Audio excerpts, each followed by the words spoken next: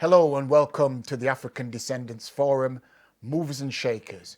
Based in the capital of Uganda, Kampala, Vibes Films started as an idea in 2016 before it was officially registered in 2022 as a film production business. Its CEO and co-founder, Ahmed Masembe, states, "I thought of starting to tell African stories in an edutainment way, but also saw several struggling youths who had various talents in movie making and acting, but with none, or little access to fulfilling their potential. Vibe Films was born not just to entertain and celebrate Ugandan heritage and history, but also have a pro-social and cultural elements that inspire young people and adults to get involved. Vibe Films' core mission is to be the most sought after African storytelling production company. And to tell us more about Vibe Films and their achievements and what the future looks like in 2024 and beyond, we have co-founder Ahmed Masembe with us. Hi Ahmed, welcome to the show. Hi, Milton. Yeah, Nice being with you right here. yeah, excellent. And thank you for taking the time out to be with us, Ahmed. You've been a radio broadcaster and presenter for many years. What was the inspiration to set up your own media company?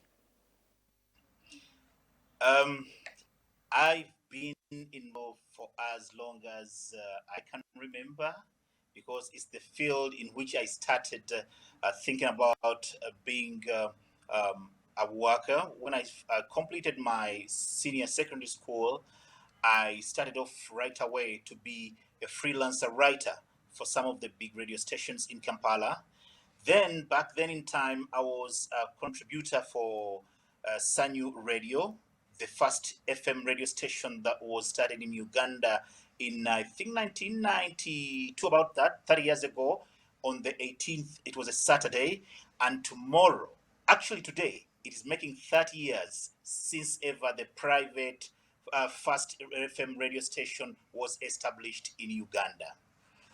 Um, Growing up, doing working as a freelance reporter, I enjoyed doing news, and my inspiration was driven from a very prominent gentleman who used to work for the Voice of America. He's a Ugandan called Shaka Sali. Now he's retired. So from that time, I thought I can also be an impactful journalist. So before I even went for training, I only used to listen to Voice of America, sometimes to the BBC, and get to know how stories are written, you know.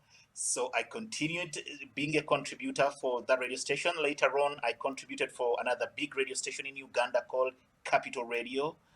Later on, another one called Radio One, until about 2001, when I was priced away from Sanyu Radio and I joined CBS FM, Uganda's radio station. It's the biggest now in Uganda, broadcasting majorly in the local language. I worked with CBS for 8 years, and in 2008, I thought the space was not enough for me to help the youth who so much wanted to be in the media, but probably didn't have a straight path of going to university or college and then starting up. So I teamed up with some relatives. We started up a radio station called Subi FM. It started in 2008. It ran until 2017. In 2017, when the space looked to be so oversaturated with FM radio stations and commercial radio stations struggling to make any money, we sold off the business. We started doing film, and our film was a Uganda film called Nachimera.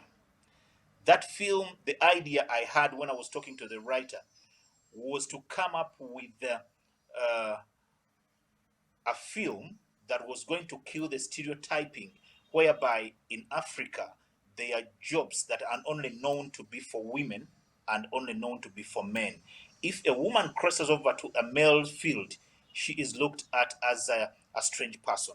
So we wanted to kill that stigmatization and the feeling that there are jobs that are created for certain class of people. So that way, we continue from 2000. That was 2020. Yeah, from 2020 to today, we've managed to do at least 10 feature movies. Before you go into those movies, that's a fascinating story and history of how Vibe Films was born. I just want to ask a few more questions before I'm asking you about the actual programs that you're making and how successful they are. But how are the arts viewed in Uganda, and how are you supported?